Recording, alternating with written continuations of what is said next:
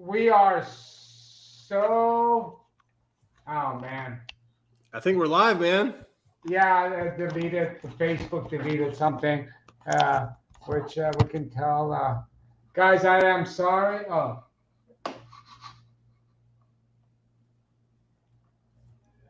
it's not letting me. Whatever it says on the Facebook thing, I don't even know what this crap is. Uh, I don't know what this is. Are we live?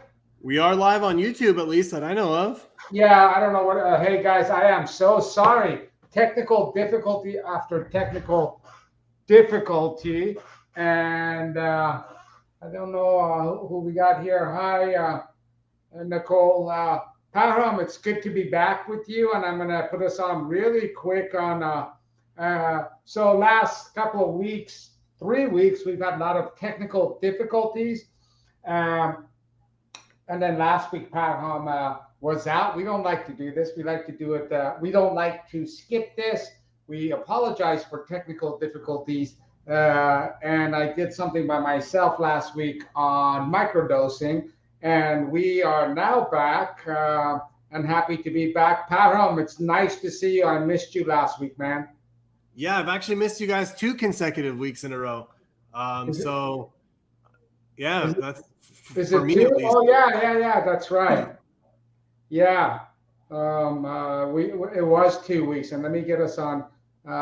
Everyone's coming on now. Again, I can't tell. Can you tell how many people are on? I just want. I can't tell how many people are on, but I do know that we have Melly saying hello.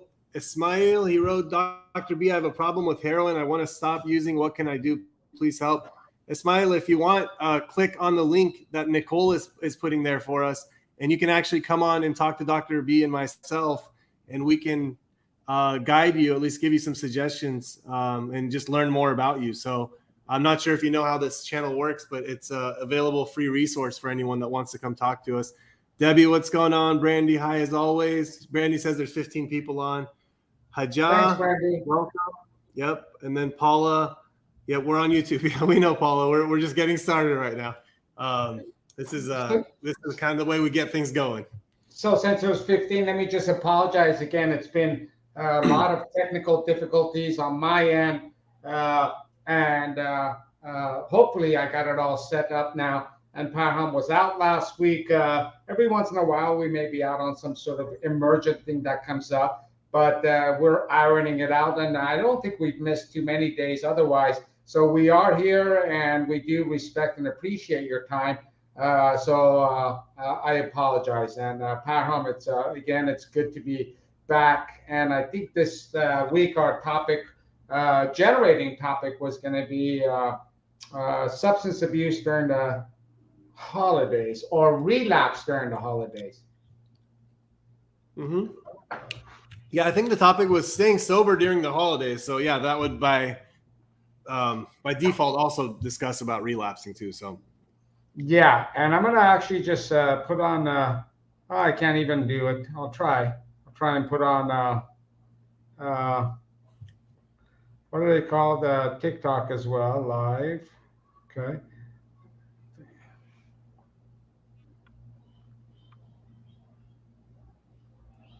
Okay, we're also on TikTok Live. And hey, TikTok, I'm sorry, last minute. Again, we are going on live with Parham Nimetola and on the YouTube channel, Dr. B Addiction Recovery. This will all work itself out. Let's just get started, Parham. Let's talk about that. And if you guys got questions the way we usually, and I'm going to try and look. Hey, Parham, is it better if I just look into the camera? Yeah. Okay. Yeah, So let's just start the topic. I'm not really, you know what, let me move this over to this side as well so I can be more, this is how you guys do it, huh? Okay, so let's just get started on the topic, relapse or staying sober during the holidays. And I would even say add birthday, whatever, those kinds of things. You should start educating us about your thoughts on that, and then I'll hit back and chime in on my thoughts on all of that. Yeah, absolutely. So everyone, welcome. I know that on the side chat, I see Brandy Cash, all those familiar names. welcome. It sounds like it was a tough week. Hopefully we can provide you with some support. But on the topic today, staying sober during the holidays. So I guess we have different kinds of audiences, Doc, that watch our live stream and on our channel, right? So there's kind of the people that are the casual observers, the people that are interested in substances and recovery, that have a personal history. And then we also have people that genuinely struggle with addictions, right? With various different types of addictions. There's a few of them on right now talking about they need help with their heroin addiction, or they need help with some Suboxone information and all that kind of stuff. And we have our range is pretty wide. And I want most people to know that when an individual, a human being, is struggling with addictions, is using on a day-to-day basis, they can't stop using despite of negative consequences. They're using more of the drug. They're going through various resources that they have to continue to stay at a level of to keep feeding their addiction. For them, holidays doesn't really matter, to be straight honest. It doesn't really matter for those people what day of the week it is. It doesn't matter. And by the way, when I say for those people, I want everyone here to hear me that I have a lot of compassion for that. I am somebody that was that person for an extended period of my life. And I was able to find recovery for myself through that. But, the Labor Day, for example, is not any different than a random Wednesday or a Thursday or a Friday to a person that has a severe addiction. However, when people decide to get off of their drugs, whether it's by choice or by force, whether it's internally motivated or it's externally motivated from family members, from courts, from judges, from jobs, from external pressure, holidays are very challenging times because the culture of our society, whether it's for birthdays or for something like Labor Day or with the holidays coming up with Thanksgiving, where a lot of family members get together and there's a lot of triggers and all that kind of stuff like that, it's very hard because the culture of our society revolves around drinking, right? It revolves around alcohol. It revolves around using substances. Gatherings, parties, get-togethers, all that kind of stuff. So I have a lot of compassion for people that are having a hard time on a day like Labor Day, for example, to stay clean and sober. And when we use that term loosely, we're big believers. I mean, you guys know of Dr. B. It's harm reduction, harm reduction, harm reduction. So whatever that means to an individual when we're talking about staying sober, but the importance becomes to be able to create something that's called a relapse prevention plan. And one of the biggest components of the relapse prevention plan is to be able to learn how to associate in new ways with previous associations like holidays. So if the holiday was always revolved around drinking, it's what kind of a new tradition can you create for your life? Who needs to be involved in that tradition? The different human beings change the impacts, in a really positive way. And it really gets down to the nitty gritty. So the relapse prevention plan becomes really important. The changing the playgrounds and playmates becomes really important. Changing the associations and the triggers and all that kind of stuff becomes really important. And at the end of the day, it is just another day. It's sometimes so many people with so much eggs in one basket, and they have this fear of missing out, as if I miss this holiday, this and that. Man, it comes back around again.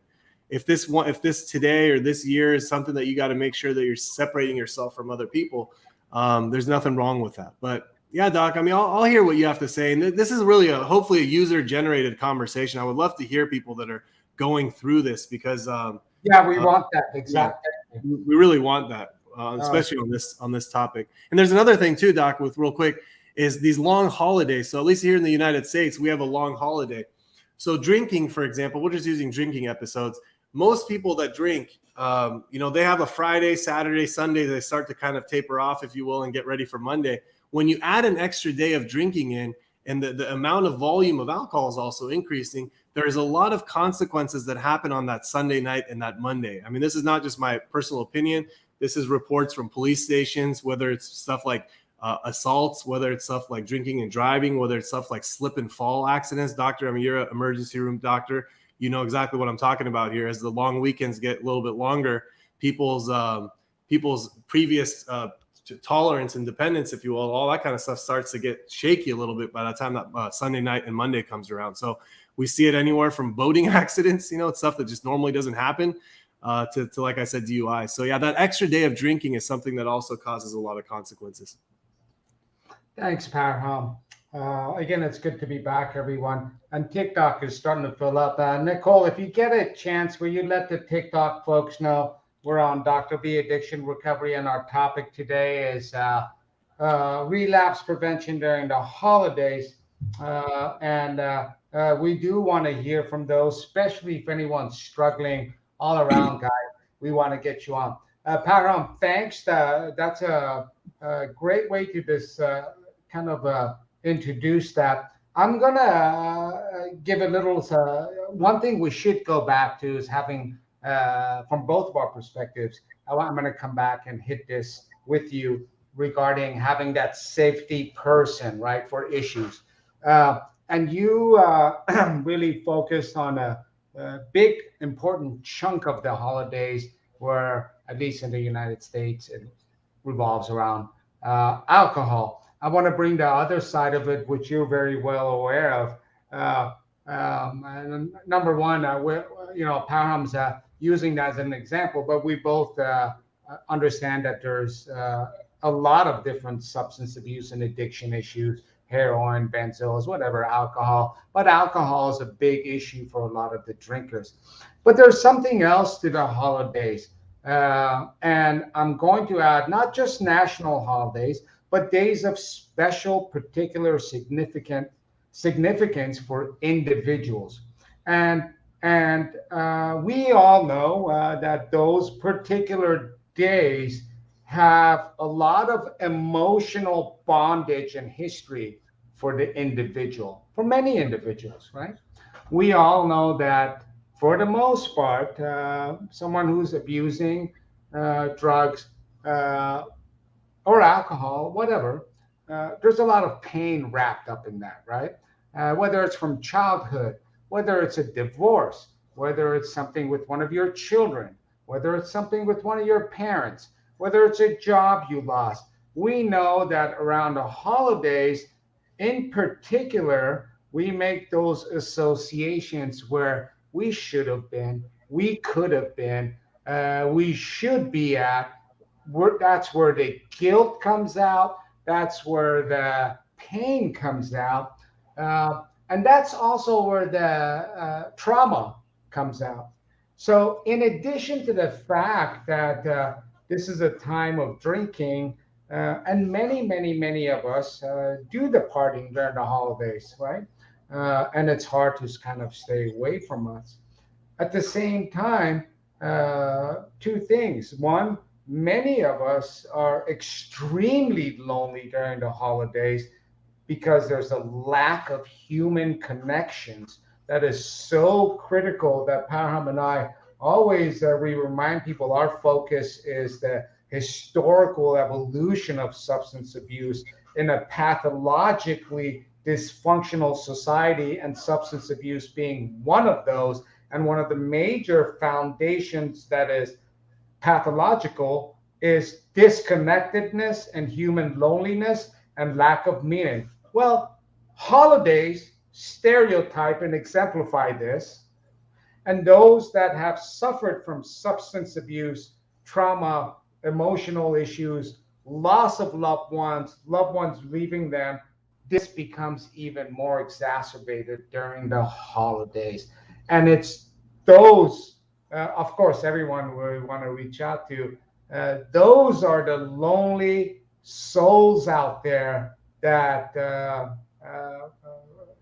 we have a special interest in giving them a sense of meaning and value in this world so they can go on, wake up the next day, understand that there's a new path to tread. And so I just wanted to add that on top of Parham's. Yeah, that's great, Doc. You know, the part that you just shared about loneliness during the holidays and the challenges, we've seen it both firsthand, right? We've seen it with people coming in. I mean, the world is 8 billion people deep, but people report feeling lonely in numbers that doesn't even make any logical sense. I'll tell you that. But I'll tell you this, that most people, right? If let's say there's this phenomenon in the U.S. going on, you know, I don't think it's as much worldwide as it is in the U.S., but a lot of broken homes and a lot of broken systems, right? And these broken homes and these broken systems, they create a perception that does not match the reality of what it is. So what I mean by that is this: when you think of the holidays, if you ask people, hey, what pops up in your head? People think about family. They think about people getting together. They think about gifts, and they think about things being warm and people laughing and going to the pool and going to parks and picnics and barbecues and all that kind of stuff like that. But when the person contrasts that with their reality, right? Their reality is a byproduct of a broken home from the time they're a child. And all of a sudden, their actual experience is not matching what society says holidays are supposed to look like, what holidays are supposed to feel like. And when we have these mass numbers, I mean, I'm talking about, millions and millions of people, that the holiday expectation is not matching the reality, that causes, I think, that loneliness to even expedite and increase, because then it's kind of like, hey, what's wrong with me? What's wrong with my life? Why am I going through this when a holiday is supposed to be something completely different? And I think that could lead to substance use. So, wow. So you just added another component. So we have three components now, right? The first one you brought up, and that we can kind of grasp pretty easily and, dig our teeth in. Then I brought up this second one about the sense of loneliness, meaninglessness, enemy, and for someone who's already been pushed into that from a pathological underpinning. But you brought up something else, which I was trying to avoid because, which is the structure, the fundamental construct as these holidays are laid out nowadays. They're how should I put this? And I don't think I would offend it. There's a superficiality to it. There's a consumerism to it, where what you describe, that person saying, hey, how come this isn't the way, or what I see on the TV or others, my holidays aren't like that. Well, I'm going to say that, and you're saying that could induce relapse or substance abuse. Well, I'll tell you, 100% you're right, because that's one of the fundamental issues that is a problem. The stress of the holidays, and maybe not on Labor Day, but there's a financial stress with a lot of the holidays. Thank you, Brandy. Itself can cause substance abuse, and you really brought that out. I am much older than you, I think, Parham. And I believe from childhood to adulthood, I watched the phenomena, and I'm not sure if you were privy to that, because I don't know. I was watching it from a little kid, and I'm older than you, so I don't know if you were aware of it. But when I was a little kid, these holidays, whether it's Thanksgiving or Christmas, at least from my view, it was really about families being together. And, gifts were a big deal. I guess maybe I wasn't paying attention. And everybody stayed home and did that. As I started growing up, I started to notice that outside consumption started to become a big part of what I traditionally thought. You can't leave. Even if you're a teenager, you stay home. But everyone was going out to movies. Everyone was going out to coffee shops. And the last few years, I remember everywhere I hear and listen, it's about the gift you're buying them. And I actually heard a pastor in Bakersfield kind of tell people, yeah, I know you're having problem buying your loved one, whatever it is, you're buying them, but you can do it, hang in there and buy it. And I always thought the traditional sort of preach should be, it's not about gifts.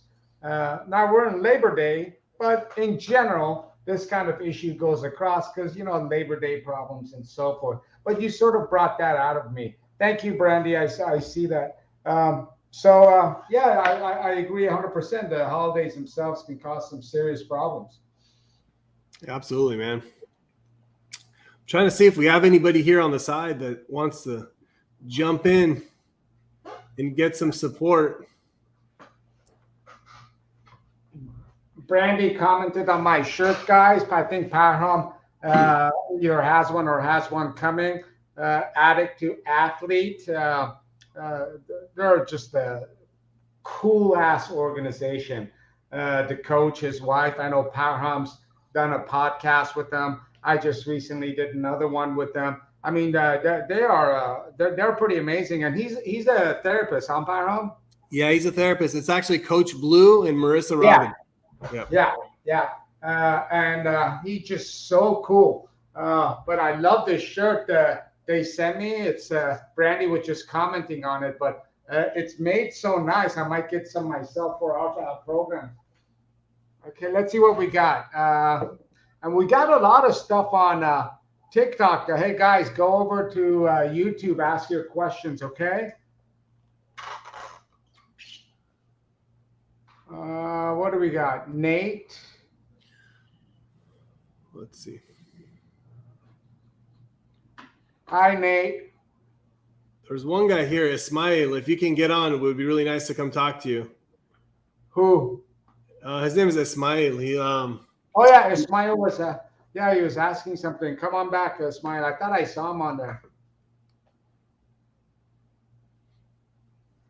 Yeah, if you guys see Real Talk Recovery with Nicole, she's the one that's posting that link. If you've never done it before, you could just click on it, and all you have to do is just turn on your camera, turn on your audio, and if you don't feel comfortable with your camera, with your visual, that is okay. You could still come on and talk to us and ask any specific questions, even if it's not about staying sober during the holidays. We'll gladly provide support. Yeah, whatever you guys want to point out or talk about, we are here, guys. We use these topics as a generating topic.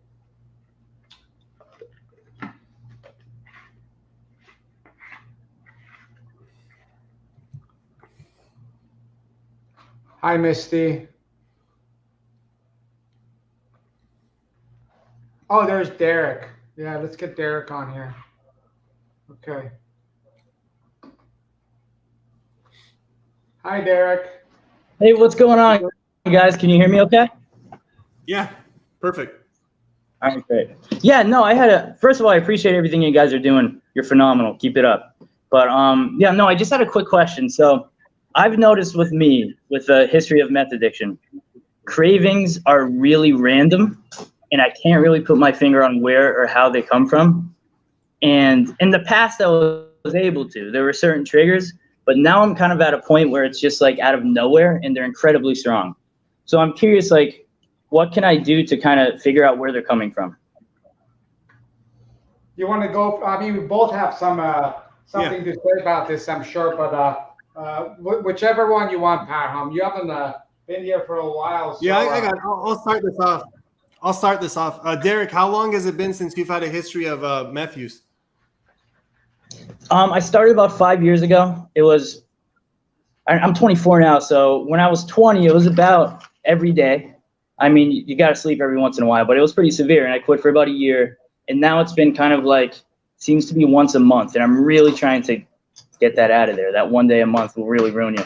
So, like, yeah. Did you? I'm gonna have the second question. I'm gonna have Dr. B later address it. But was there also any previous diagnosis with like ADHD or ADHD medication growing up? There wasn't a diagnosis, but I took Adderall a ton. Like it was candy. Okay.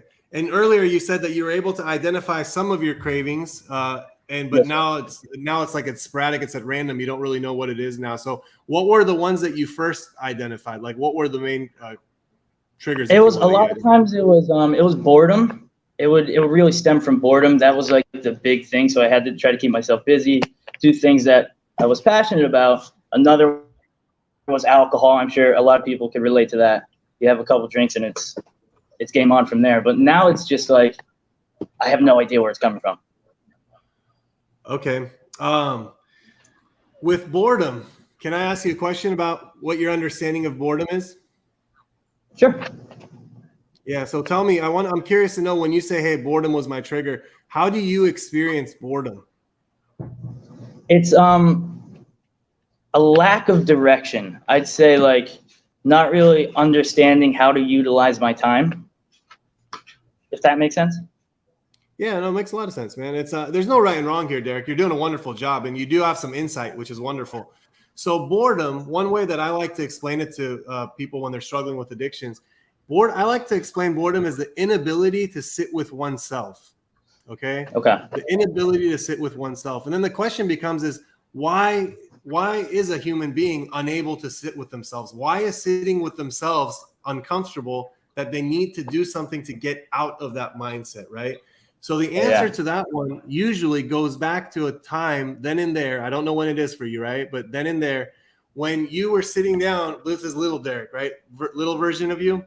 When little Derek was sitting down somewhere and he was uncomfortable with himself, he was uncomfortable with the surroundings, he was uncomfortable with his environment. And what you did at that time was you started to do different things. So long before there's meth, there's always like video games, there's sports, there's running away, there's climbing trees, there's playing outside the house, whatever the heck it is, to combat the boredom, right? So my suggestion to you is to be, because you said you want to find out what you're actually like, what your triggers are, right? Is to find out when and where in your life, right? This is usually a work with some type of a clinician or a counselor or moments like this. When and where in your life did you start to develop the inability to sit with yourself? When did it become uncomfortable to sit with yourself? And when you start to do the work there and you start to go back and look at your history and your background and find out, okay, when was it? You know, when was little Derek all of a sudden like, hey, I'm uncomfortable in my own skin, you know? And that's where a lot of the solution, because every time you get to that same psychological and emotional state, your brain's going to look for something external to be able to help you with that boredom. If you resolve the boredom, the underlying causes of it, you'll have less need for something external like dopamine produced by methamphetamines, which produces there's nothing like it in the world, and you know this. So there's a reason why you're seeking out something to produce that dopamine in your brain. But I'm going to pass it on. Hopefully that gave you something to a question here? Yeah, of course. So just real quick, I've noticed, and I know a lot of people can relate to this. My memory, man, is like shot. And so I have a really hard time looking back. And so my question is, do I need therapy at this point, or can I do it myself? That's a great question, Derek. I would hate to tell someone that they need therapy, but I always strongly suggest it. And not just for you, Derek, that you're going through this meth addiction or abusing methamphetamines. I think all people benefit from some type of a third-party perspective that can help you go back to the underlying causes and the roots of this stuff. Because you have a strong mind, man. Your brain works. You have some cognitive abilities. What's wrong with sitting down with someone and helping them help you get a little bit more insight into your own history and getting to know yourself a little better? You know what I mean? Like you only have one of you. You might as well know you as best as you possibly can. And and there's so many different options now with like telehealth and different ways that you can engage with therapy and all that kind of stuff. Find a therapist that you vibe with, man, and try to figure out what's going on, because even once a month abusing methamphetamines is not something that you want to it's not a practice that you want to sustain in your life, right? It's exhausting. And so it's but this is a great start, man. This is what you needed to do. Yeah, Dr. B, go for it, bud. Thank you, Derek. So I want to really take home what Parham just gave you and really emphasize the importance of it. I'm going to tell you the same thing. I'm going to put it in a different construct. I just want a couple of questions. How long did you say you've been clean off of the meth? It's on it. So the last time what was it? 3 weeks ago? About 3 weeks ago. And it's only, I'll do it maybe once or 2 days in a row, but it's been off and on for about a year now. And before that, it was pretty much. Go ahead. I got you. So, I'm going to take about 5 minutes if that's okay here. And I want Parham, is that okay? Of course, yeah. So, and this is, I think, very informative and educational for all of us, because I want to drive home Parham's point and hopefully add a few different nuances from my perspective as a physician. So do you, and if you don't feel comfortable, were you smoking it or intravenous or what? Honestly, I used to eat it, so I'll take it orally. Okay, all right. But it was, And I did smoke on occasion. okay, all right. And are you in school? I'm actually working. I was in school. Can I ask the type of work you're doing? It's sales. Okay, all right. Do you enjoy it? To an extent, not. I mean, I like the craft of it, but I don't love it, to be honest with you now. Okay, all right. When you cut down from daily use, I believe you said it was at the age of 20, to where it came to now, did you go to rehab? Did you use any kind of professional help at all? Indirectly, I did it as much. I didn't at that point after addiction. It's kind of tough financially. I didn't have insurance, so I kind of went to the internet and I found a lot of really good resources. But I never got direct professional help. Okay.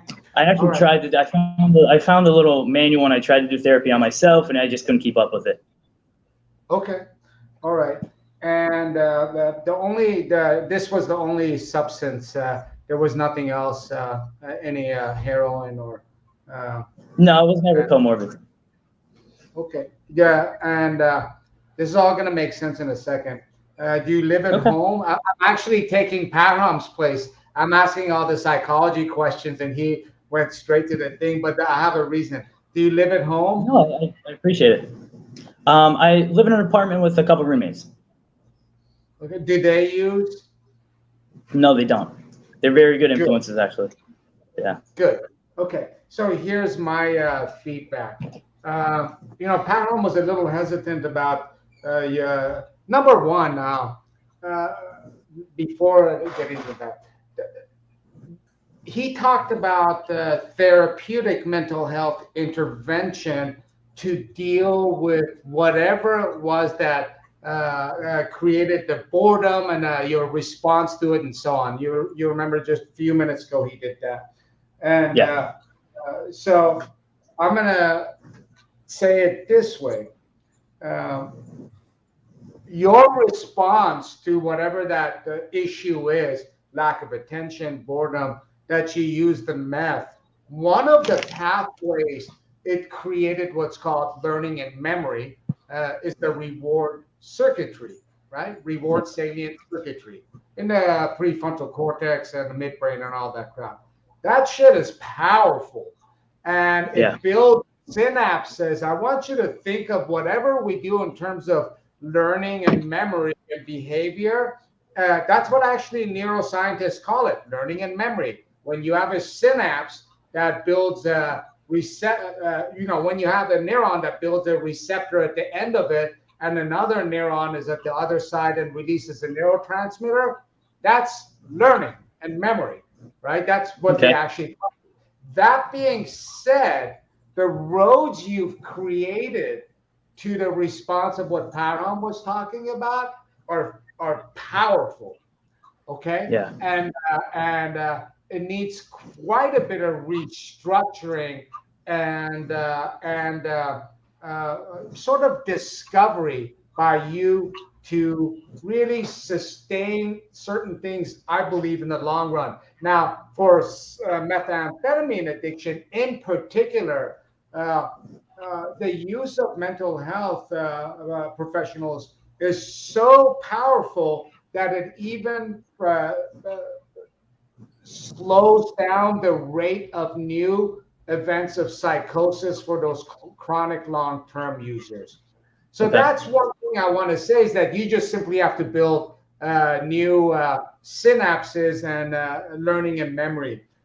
Two,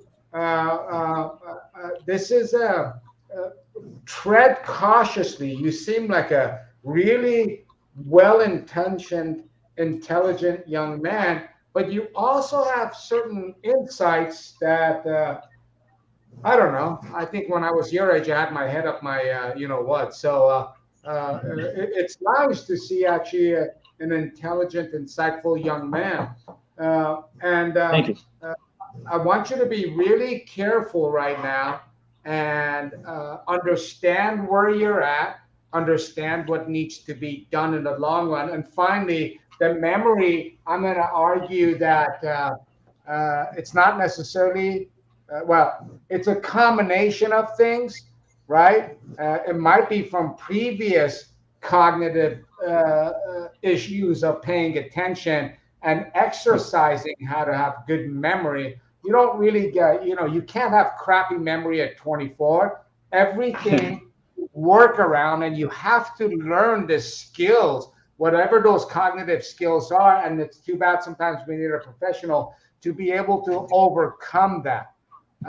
So I just wanted to add to Parham's: one, be very cautious. Two, I understand resources. What state you in? I'm in Florida. I know resources are limited, but try to figure out a way to find some good help. And number three, find good emotional, moral support, because, like I said, you seem like a smart kid. Param, did I anything you want to add? I just had a quick question here. One of my colleagues sent me a message halfway through this and wanted me to ask Derek. You don't have to get into it, but any history of trauma?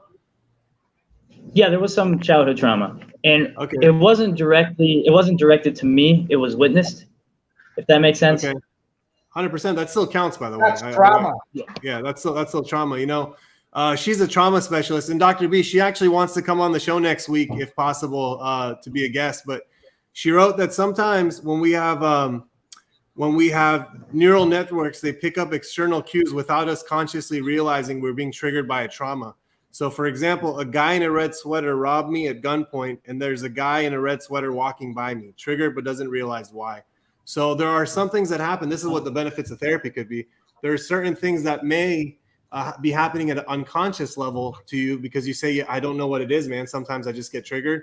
That some of it could be related to some unresolved trauma. Even if it's something you witnessed, doesn't mean, that still counts. Okay. That makes sense. So, yeah, that's another thing. For example, this individual made a recommendation that if there is trauma, that she kind of wanted to echo the need for therapy. So kind of just there's another reason, man. Well, thank you for saying that. I appreciate it. And I want to second her, because that's very critical. And I was already thinking of the issue. But a lot of this stuff is subconscious, right, Param? A lot of these folks, especially with CPTSD, and a lot of it becomes subconscious, and they don't even understand. I had a patient today, same thing. Shit was triggering her, and I only had 20 minutes with her, and we couldn't figure out, but it was important for her to figure it out. So that's critical, all right, man? Thank you so much, guys. I really do appreciate your time. Absolutely, bud. Check in with us. Stay clean, man. Absolutely. I appreciate it. Again, thanks so much. All right. You got it. Cool kid, huh? Yeah, that was a great call.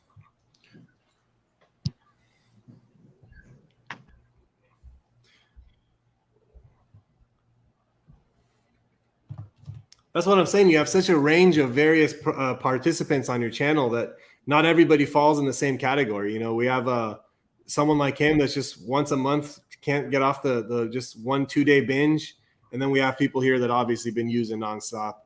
Yeah, absolutely. And yeah, you're right. I just saw this one. I wonder if we can help Alan.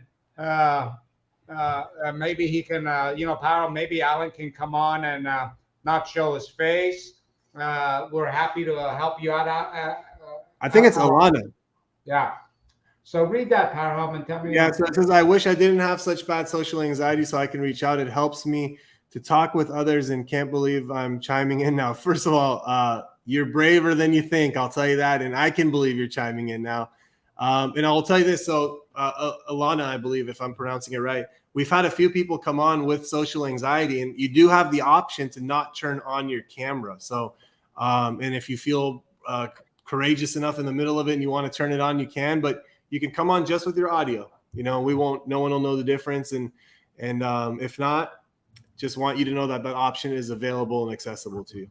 Absolutely. Thanks, Param. Yep. Yeah, you're right. No, we do have like a really cool mix. Tropical Fruit told us how to pronounce it. Alana. Thanks, Tropical Fruit. That's a badass name. Let's see. What's Brandy doing?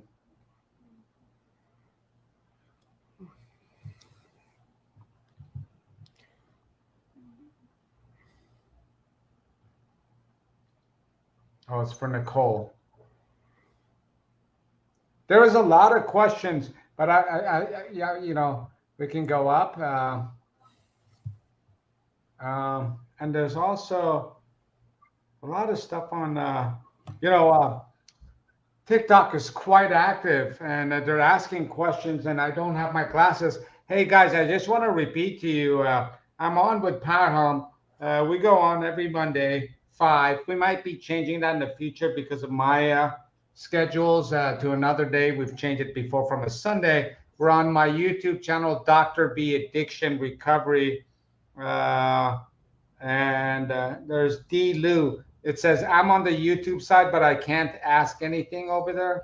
I don't know why, but we'll help you. So that's it for the TikTok guys. Param, you see anything interesting? No. Alana says she's clicked the link but it's not working. Is there someone waiting in our waiting room or no? I don't have access to the other there side. is. There's 2 people. There's Cash and Lawrence. Thank you. Cash, what's up, buddy? Hey guys, how's it going? What's up, Cash? Sorry, I don't have my camera on this week. It's been a bit of a rough week for me. Why? I had spoken to Parham to see if I could get some extra support since my work and grad school started simultaneously. And I didn't really get anywhere, although Parham tried to help me and referred me to somebody, and they also tried to help me, and they told me I should go to like a outpatient rehab facility or something. And it's tough to get access to resources, and it didn't really get anywhere. So I felt like I was sort of plateauing, and I didn't have enough backing when I was entering grad school and my job. Now the thing is, last semester of grad school, I was in active addiction, so I failed every class, and I got on academic probation. And now every time I want to study, it's been about 2 weeks now. Every time I sit down to study, I just get really, really bad anxiety. And I think that, I'm going to go back to using, and then I'm going to fail my classes, and I'm going to get, kicked out. And I haven't really, to be honest, I haven't been in that position before academically. So that was weighing on me. And then what's it called? I went to my medication portal, and there was one. I don't have any access to the doctors that would give me pills because my mom called one of them and chewed them out, basically, because I would get everything from one doctor. And he had prescribed me Adderall, a very small dose and extended release. And I had never picked it up. So it was sort of saved in the system. I didn't need to contact anybody or try to get it again.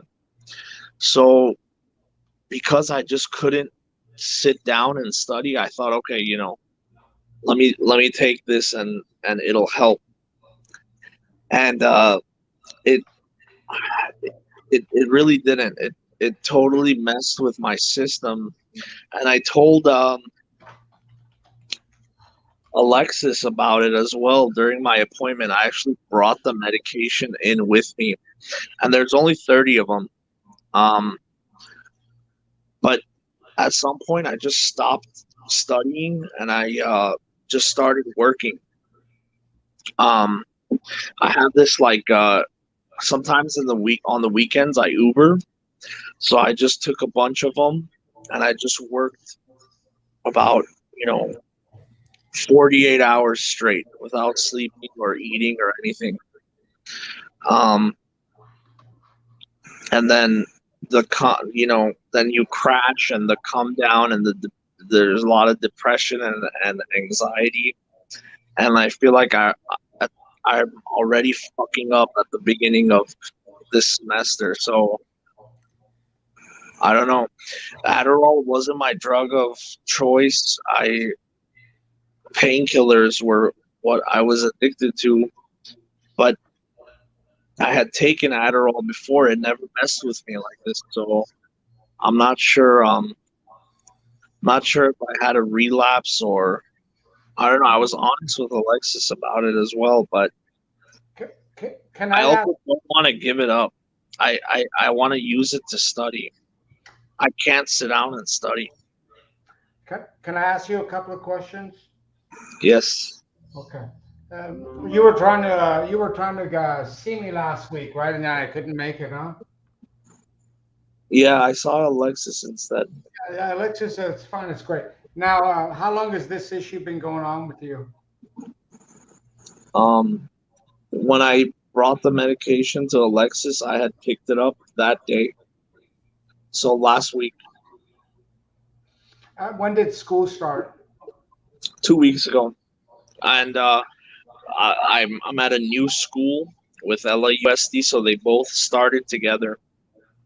Okay. And I had been on a summer break when I got sober, so there wasn't any sort of pressure. Yeah. So number one, let me let Parham do whatever he has to. Number one, I don't know how to. I want to apologize to you. Because this is a particular issue. I feel comfortable in figuring this issue out and solving it.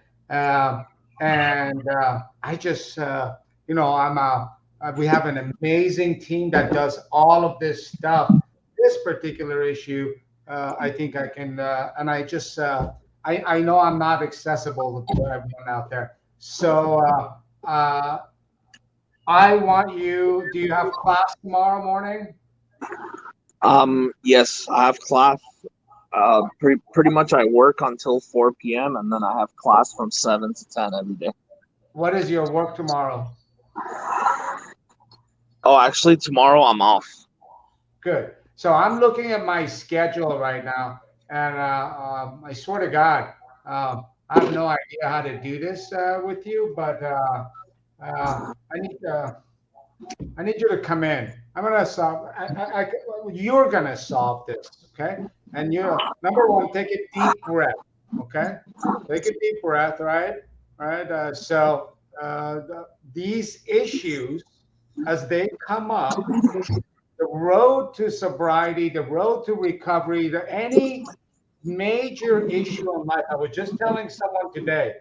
As you're moving forward, you're going to go up and down. Remember, you didn't have the tools and coping mechanism to deal with crap, and you are going to immediately fall back into that. So for now, you want to put yourself on sort of training wheels and let someone else help with the decisions. But don't think the shit is you're hitting the wall. Take a deep breath, okay? Everything is fine. Come to me. We're going to go through an algorithm tomorrow and solve every one of these issues because I think you made some decisions. If I would have kind of known and I would have said, no, dude, I don't want you to start a food, go to grad school, work this much, this, and this. We're going to scale everything back. And we're going to reevaluate your medications, figure out exactly what you've done in the last 2 weeks, what was the triggers, and reset everything. This is life, dude. This is what happens. And you just simply get back on the pony and go. You don't go back to smoking 3 packs a day, drinking 12 sodas. You just keep doing it every morning. That's what I have to say. Can you come see me tomorrow? Because I got to figure this out somehow. And I'll come here. But can you do it, or is it going to mess up? Yeah, definitely. I could definitely make it over there tomorrow. Yeah, we want to try and do it in the morning, and I can give you about 30 minutes, okay? just pop in and I'll see you. Parham, please add whatever you Yeah. want. But we'll get this, all right? Take a deep breath. Enjoy your mom tonight. Have some good Persian food. Drink some water. Stay away from the soda. Everything is okay. This is a learning lesson. That's what I have to say. Parham, if you have anything to add, please add. Yeah, no, Cash, I'm really happy that you came on and shared a little bit with Dr. B and myself about where you've been in the past week, you know, psychologically, mentally, emotionally. And I will tell you this, I do remember speaking to you on the phone, and one thing that I told you, I said, hey, even if I can't help you with personal therapy or anything like that, I want you to be able to reach out to me and utilize me as sober social support, right? So Right. that's something that I just realized about you is when you're going through it, you don't have an easy time asking for help or reaching out or putting your hand out there, man. And I'm telling you that going through what you're about to experience with school and getting adjusted with medication and work and cravings and all that kind of stuff like that, my man, you're not going to be able to do this alone. Okay, it's just one of those things. Left to your own devices, you end up in an Uber for 48 hours straight driving around the streets. So the most important thing you can do right now is to remember that hey, before you start making these decisions and before you start feeling overwhelmed and feeling like you can't do this and that kind of stuff like that, maybe just pause for a second, like you did today, right? That's what you did today. You paused Right. and reached in and opened up. And you got to keep doing that because there's a psychological and emotional muscle that you don't have developed yet. And you're going to have to learn how to develop that muscle if you want to learn how to get towards balance. And I will tell you this, I don't know if this is going to give you any hope or anything like that, Cash, but when I went back into schooling after a period of academic probation and getting kicked out of school and all that kind of stuff, and it was a Cal State system, by the way, I went back into school, I just had to remind myself that I didn't get to where I was overnight. I didn't go on academic probation. I didn't get overwhelmed. I didn't struggle overnight. And I sure as hell am not going to be able to dig myself out of it overnight. It took me a process to go back to school and to be able to feel comfortable enough with my new way of life so I don't feel overwhelmed. So I want you to know that, hey, there's nothing wrong with going back to school. That's something that's, you know, it's helpful. However, the quantity of school and the amount and the speed of it, just be mindful of that. And when you sit with Dr. B and his team, really look at that as a part of your holistic balance plan of if you put way too much weight, because you said, hey, I'm starting to get stressed out because school, because if I screw up, they're going to kick me out. And that's a lot of psychological pressure, man. You want to be able to look at that and see the amount of classes you're taking and the frequently in class load. You want to just honestly take a look at that thing too. And find something that works for you. You know, I don't know what that is. It's none of my business, but find something that works for you in your health right now. So that's all I got for you, bud. I'm gonna make it my business because he's my patient. So I'm gonna I know. come in tomorrow. And but I want to point out something about him. Check it out. You know, he's almost very extreme in his shyness. And before all of this, remember, he would never come on here. He would watch us for a couple of years, I think. Now, not only did he come on a couple of weeks ago, he comes on when he's having issues. So I want him to see that that's growth, man, right? And number two, the fact that like I said, I have an amazing team, but everyone's overworked here, and we're having issues with patients coming. But so I need to come in and help out in your case, and I'll come in tomorrow because and I'm so happy you reached out. And Nicole's saying give her a call, and what Tom said is on the money. Shoot over here, and I'll get here around I don't know, 10, 11 or something, and then we'll put aside 30 minutes. Okay. I'll Cool. definitely do that. I was thinking of going out again tonight and driving, but I think I'm just gonna stay home and just be with my family a little bit Take a deep breath. Hang out with your mom. She's pretty dope, man. She's a cool lady. Eat some of that amazing food that she cooks. relax. I'm telling you right now, everything's going to be okay. And do some of that All right. deep breathing and meditation. It's all good, man. And you know what, Pat? Oh, yeah, one Okay. other thing Pat said that I want to add to. He was talking about going back to school. Look, a lot of people don't know a lot of things about me. When I was much younger than you, my 20s, I proved something up in the same way Parham is talking about. And it wasn't drugs, but I had to really decide how I wanted to proceed and sort of man up and own it. And I calculated 15 years for me to correct my mistake. And so you got to get all worked up over a few months here and there. And I did. I committed the 15 years to that process. So just a little thought, man. It's all good. All right. Thank you, guys. I have a lot of love for both of you. I appreciate it. Thank you, buddy. And Dr. B, I'll be there tomorrow morning for sure. Thank you. You ruined my morning, Cash. I'm just kidding. Bye. All right. All right. Bye. Man, I'm so glad he came on. Should we bring Lawrence on? Oh, and then we got Misty. And then after Misty, I got to go. Man, nah, time flies. Sorry, Pat. Pat, I'm sorry. Just because he's, I know him so well, I want him to get his butt over here. Yeah, for sure, man. How Lauren. you doing? Hi, gents. What's up, Lauren? Happy Monday. Yep. Happy Monday. Happy Monday.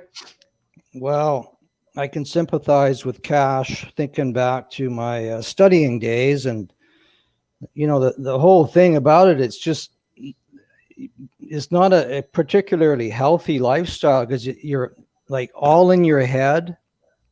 You're sitting there all day, listening and taking notes, and most students, I think, just basically forget to kind of balance things out with some exercise or some socializing. But whatever, it's tough. It sounds like he's got an awful lot on his plate, so I hope he can pick and choose what he needs and just kind of deal with what's important for him. But just getting back to the topic, Param, what you were saying about at the end of the day, it's just another day, right? Whether it's Christmas or Thanksgiving, Labor Day. I guess it takes some time for people to learn that they just kind of need to honor themselves and do what's best for them on that particular day, and not give into the pressures, whether that's family or friends or whatever. And you look at the actual word itself, like holidays, it comes from holy days. So these things are all holidays are like church mandated or state mandated days, or we're supposed to, like, we're basically told, take this day off, relax. Well, ultimately, individual sovereignty has to rule the day, and people have to decide for themselves what's going to work for me this day, today, whatever else is going on. It's a long process, but it will come to anybody who's listening that's struggling with that. And I think that's about all I had to say tonight. I'll just say bless your hearts, and I'll pop off the line and maybe hear a comment or two. Well, how are you doing yourself? Just out of curiosity. How am I doing? Yeah. Well, hey, I'm not doing bad. Thanks for asking. I went down to my hometown 100 miles south for the long weekend. I planned to stay 3 days, but 2 days was enough because it's a very busy, hectic town now, which is why I moved away, right? So, yeah, it was good. I saw an old friend, and we went to look at some motorcycles, and we went to the fish and game shop, and just kind of chilled out. And we had some laughs, right? Went out for dinner. I'll tell you, I was tempted to go back, like traveling and sleeping, kind of a weird combo, right? So, I'm on the benzo taper.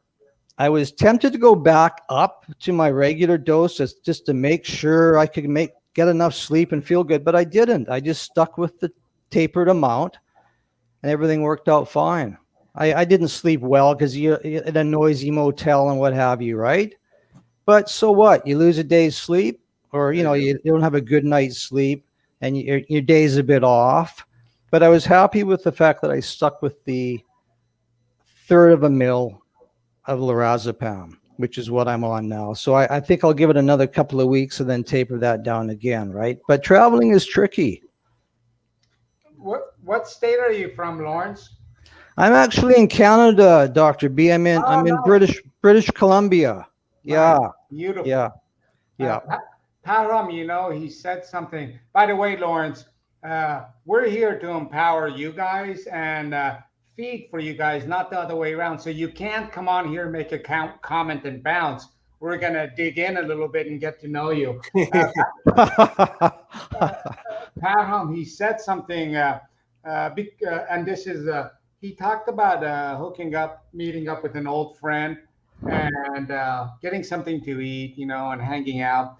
And such a small gesture and event. He said it with so much fullness, and he was so jovial and relaxed about it. I'm trying to make a point here, right? The lack of human connections that we have. And Lawrence, in this case, really exemplified that. And I think life is that simple. And I'm going to dig something out from every encounter I have. Like Lawrence just said something passively, but there's something there. It shows his maturity himself. It shows a wisdom that has come through experience. And I want all of us, including myself, to get to a place of that peace and connections with everybody else, and sober-minded, emotional dispositions is what I want. And Lawrence just made me think of that. Hey, that sounds right on. I mean, life is getting more complicated by the day, it seems. So it's just important to take the time to do simple things and chill out and refresh, right? So awesome. Thanks, gents. I'd say about a 7 or 8 out of 10. So I thought I'd hop on here and say hi. Right on, Lawrence. We appreciate you, man. Thanks for all the support all the weeks. Right. Lawrence is always with us, Dr. B. He's a good dude. Right on, gents. Okay, bye. Have a good evening. Bye-bye. Be safe. Okay, let's say hi to Misty. I think Misty's going to be the last one I can do today. I'm having so much fun. Yeah, you're not distracted from your office practice, isn't there today, is it? It is. They're hopping outside. Oh, they're hopping outside, but I've really made my schedule and committed to staying to it, and everyone's trying to respect it, but I just screwed it up for tomorrow morning. Misty, how are you? We're happy to see you. Hi, Dr. B. Hi, Parham. What's up, Misty? I just wanted to talk to you. I can never, I always see Alexis or someone like your PAs. But I've been taking the Lunesta for sleep, and they took my temazepam. I was on 15 milligrams, then they cut it down to 7.5 and a few weeks ago. And then so I was taking the 7.5 like 3 nights a week, and for like a couple weeks, and then they cut me off completely. And for the last 2 mornings I've had like the shakes, and I don't know if it's all in my head or if I need to be taken down less than the 3 a week to nothing. I don't know. How long have you been off the 3 a week? Just this week. Since last Thursday. Okay. Tell you what, I'm going to make a note of it. I just so you know, Uh-huh. even though there's so many patients, I am aware of everything, and I knew that that was occurring with you. I don't have any thoughts on it because right now, and so let me take a look at that, and I'm going to make a note of it, and Mhm. tomorrow I will have a discussion with the team and see get some feedback from them. Whatever is going on, we're gonna solve it. But I Okay. spoke with you last week or a couple of weeks ago. You sounded amazing. So did your mom. Yeah. Uh, Yeah. so Thank you. and yeah, and you've been doing you're kicking ass on every Mhm. area. But I guess Thank you. you went from 3 a week to 0 a week, huh? Yeah. Which is every other day. Okay, no Yeah. problem. Just hang in there tonight, and tomorrow morning Okay. I will touch base with Alexis, and Awesome. I'm gonna in fact send a message right now. I won't be able to tonight because I'm kind of backed up all the way till about Of 11 p.m. course. But I'm gonna take care Sure. of it tomorrow because I'll be here in the morning. Okay. I appreciate that, Dr. B. Yeah, you sounded great when I talked to you. Your mom sounds great. Tell her I said hi, and I will address it. Okay. Okay. Thank you so much. In fact, I'm gonna put it on right now. All right. You guys have a good rest of your day. Bye. Thank you, Bye. Missy. Bye-bye. Bye-bye. Pat, today was uh, so fun. It always is, Dr. B. No, you're right. It always is. But I think one of the things is that I am really managing, well, not managing, trying to block this time out. And I was so upset because I haven't had my camera working. And we do now. So, um, cash. Oh, okay. Um, I'll give you a quote too, real quick. With Lawrence came on, simplicity is the greatest form of sophistication. I really do like the simple things in life. Go ahead. Yeah, there's just something about the simple things in life, man. I think they're the most sophisticated things in life, to be honest. So you're absolutely right. That's beautiful. And you know, I just recently in my own apartment, my living space, because I just made a move from a big house to a smaller place. But one of the things I did is I'm getting rid of everything, I mean, it's bare bone for that same reason. And I just want to even my cognitive engagement with my surroundings. I don't want crap around. I just want to just focus on whatever it is I'm reading or a person that I'm talking to. So I agree with you. Who said that? Who said that quote? That's probably Steve Jobs. There's he was big into the whole minimalism stuff. And I'll tell you this, you don't know this about me either. 4 years minimalism, man. I've been on a very, very, very deep and simple journey of minimalism. So that's funny. So I'm basically following your routes, both with the diet. Yeah, and, it helps. Yeah. But minimalism has always been big with me in my mind. And in fact, I can if you want to call it brag. But till the age of 40, it's kind of funny we're on a public forum. Till the age of 40, I think 39 or 40, I didn't own really any furniture, and I didn't own a television.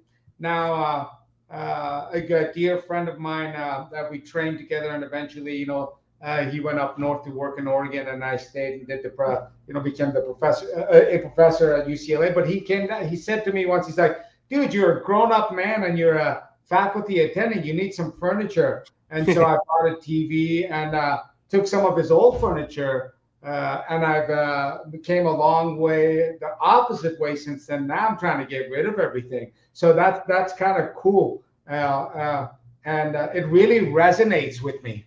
I like that. Absolutely, man. So yeah, you got to go right now. This is it.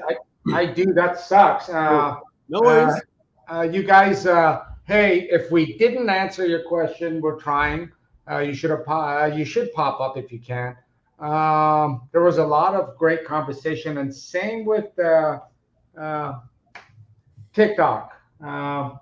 And you know what? The coach came on, Coach Blue, Addict. I think that was him. He was on TikTok, and he said That's hi cool. to both of us. Okay, next week, what are we going to talk about? Whatever they want, Dr. B. Whatever they want. I haven't really looked at the calendar to see what's going on around that time, but I'm available.